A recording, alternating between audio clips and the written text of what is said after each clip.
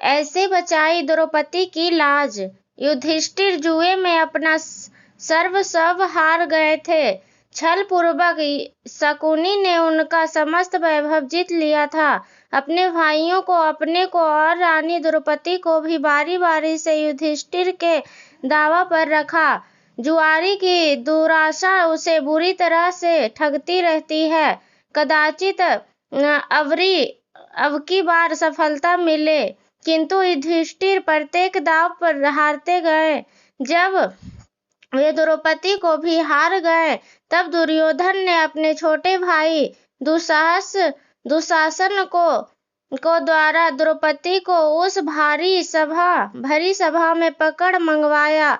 दुरात्मा दुशासन पंचाली ने केस पकड़कर घसीटता हुआ उन्हें सभा में ले आया। द्रौपदी राजस्वला थे और एक ही वस्त्र पहने थी। विपत्ति यही समाप्त नहीं हुई। दुर्योधन ने अपनी जांघ खोल कर दिखाते हुए कहा, दुशासन, इस कौरवों की दासी को नंगा करके यहाँ बैठा दो।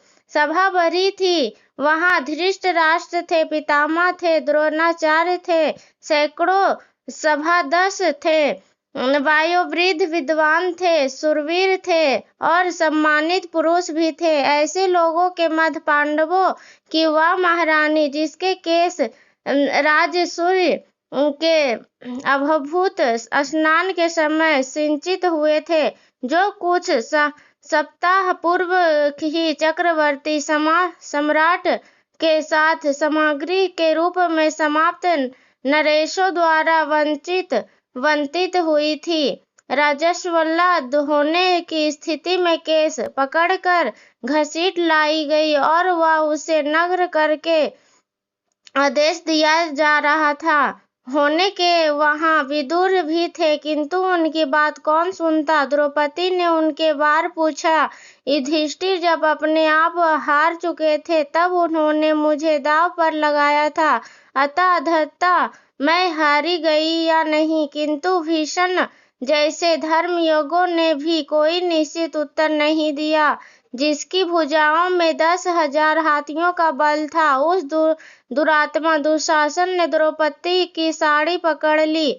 मेरे त्रिभुवन विख्यात शूरवीर पति। द्रौपदी व्याकुल होकर इधर उधर देख रही थी कि कोई उसकी रक्षा करेगा, किंतु पांडवों ने लज्जा तथा शोक के कारण मुख दूसरी ओर कर लिया था।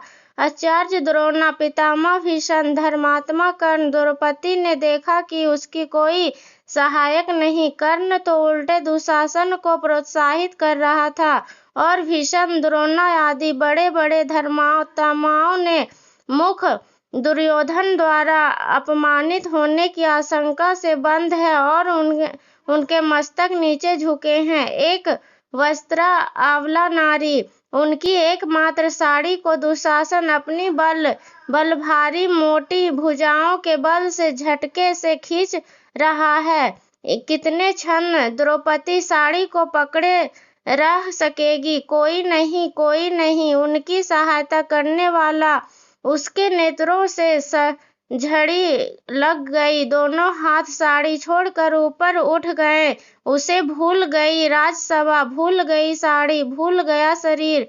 वह कतार स्वर में पुकार कर उठी, श्री कृष्ण द्वारकानाथ, देव, गोपी जन प्रिय, गजानंद, जगन्नाथ, इन दुष्ट कौरवों के सागर में डूब रही हूँ, दयामय मेरा उद्धार करो। द्रौपदी पुकारने लगी, पुकारती रही उस अतिथनासन सहायता से सहायक करुणा वर्ण को। उसे पता नहीं था कि क्या हुआ या हो रहा है। सभा को कोलाहल होने लगा। लोग आश्चर्यचकित हो गए। दुशासन पूरी शक्ति से द्रौपदी की साड़ी खींच रहा था। वह हंसने लगा था। थक गई थी। 10 हस्तर हाथियों का बल रखने वाली उसकी भुजाएं। द्रौपदी की साड़ी से रंग बिरंगे वस्त्रों का आभार निकलता जा रहा था। वह 10 हाथ की साड़ी पंचाली के शरीर से तनिक भी हट नहीं रही थी। वह तो अंत हो चुकी थी। दयामय द्वारकानाथ, राजस्व वाला नारी को उस अपवित्र वस्त्र में ही प्रविष्ट हो गई थी। आज उन्होंने वातावरण धारण कर लिया था और वह उनके अन्तः का छोर कोई कैसे पा सकता था। विदुर, वह कोलाहल कैसा है? अंधे राजा धृतराष्ट्र ने घबरा कर पूछा। महात्मा विदुर ने बताया, दुशासन द्रौपदी की साड़ी खींचते खींचते थक चुका है, वस्त्रों का ढेर लग गया है। आश्चर्यचकित सभासदों का यह कोलाहल है। साथ ही अब की यज्ञशाला में श्रृंखला घुस आए हैं और रो रहे हैं। दूसरे भी बहुत से अपशकुन हो रहे हैं। द्रौपदी सर्वेश्वर श्री कृष्ण को पुकारने में तन्मय हो रही है। उन्हें स्वर समर्थ ने अभी तो उनकी साड़ी बढ़ा दी है, किंतु यदि श्री पंचाली को प्रसन्न नहीं करते तो श्री कृष्ण का महाचक्र कब प्रकट होकर एक क्षण में आपको पुत्रों को नष्ट कर देगा, यह कोई भी कह सकता है। आपको सभासद को भय व्याकुल होकर कोलाहल करते हुए दुर्योधन की जो निंदा कर रहे हैं उसे आप सुन ही रहे हैं। धृतराष्ट्र को भय लगा। उन्होंने दुर्योधन को फटकारा।